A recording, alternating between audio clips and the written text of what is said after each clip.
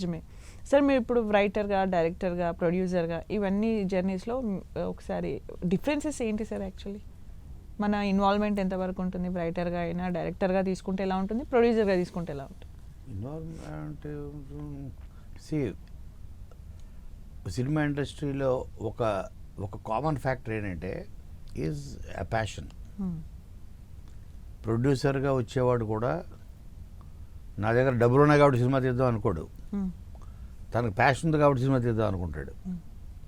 తను ఎక్కడో కష్టపడి ఏ రియల్ ఎస్టేట్లోనూ, ఏ బిజినెస్లోనూ, తన వ్యాపారంలోనూ కష్టపడి సంపాదించుకున్న 25 సంవత్సరాలు, 10 సంవత్సరాలు, 15 సంవత్సరాలు ఆ సంపాదన తీసుకొచ్చి ఇక్కడ పెడతాడు.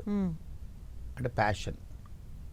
అలాగే ఎక్కడో మారుమూల గ్రామం నుంచి అదే మనకే చదువు రాదు, సినిమా ఇండస్ట్రీ మీద మక్కువ ఉంది, ఓ ప్యాషన్ ఉంది అని పారిపోయి వచ్చిన కుర్రాడు ఓ లైట్ మ్యాన్ కింద జాయిన్ అవుతాడు, ఓ కెమెరామ్యాన్ కింద జాయిన్ అవుతాడు. ప్యాషన్. వాళ్ళు అదే ఊళ్ళో ఉండి they can earn much more.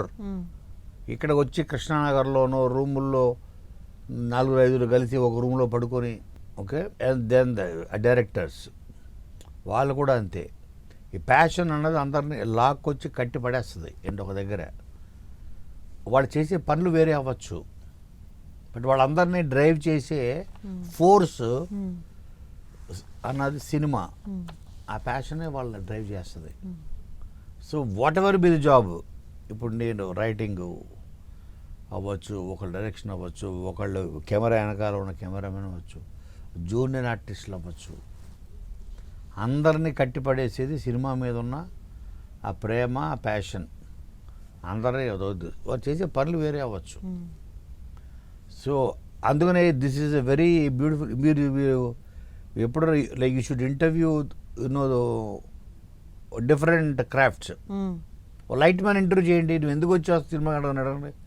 నేను యాక్చువల్గా హీరో వచ్చాను మేడం అంటాడు. హీరోనా? ఎస్, అతను ఫీల్ అయ్యాడు.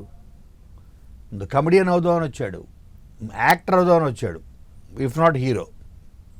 యాక్టింగ్ పట్ల మక్కువ, ఏదో అవుదామని వచ్చి ప్యాషన్ తోనే అందరూ వస్తారు. ప్యాషన్ తోటి. సార్ ఇన్ని రోజుల జర్నీలో ఎప్పుడైనా మీకు ఫిల్మ్ ఇండస్ట్రీ వద్దు వెళ్ళిపోదాం అలాంటి థాట్స్ వచ్చాయి? రాలేదు. మొత్తం రోడ్డు మీద అప్స్ డౌన్స్ చూసి ఉంటారు కదా. రోడ్డు మీదకి వచ్చాం. రోడ్డు మీదకి వచ్చేసి అన్నప్పుడు కూడా మొత్తం గాన్. ఎప్పుడు సార్ ఇది ఏ ఇయర్లో జరిగింది? ఇది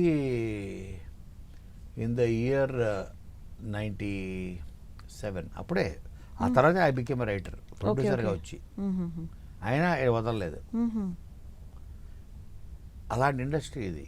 ఓకే. అంటే మనం ఆ ప్యాషన్ చెప్పే కదా కట్టిపడేస్తుందని.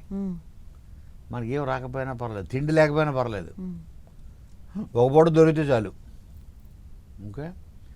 ఇప్పటికీ కృష్ణనగర్లో నాకు చెప్పేవాడు పూరి జగన్ మీద మంచి ఫ్రెండ్స్. ఓకే.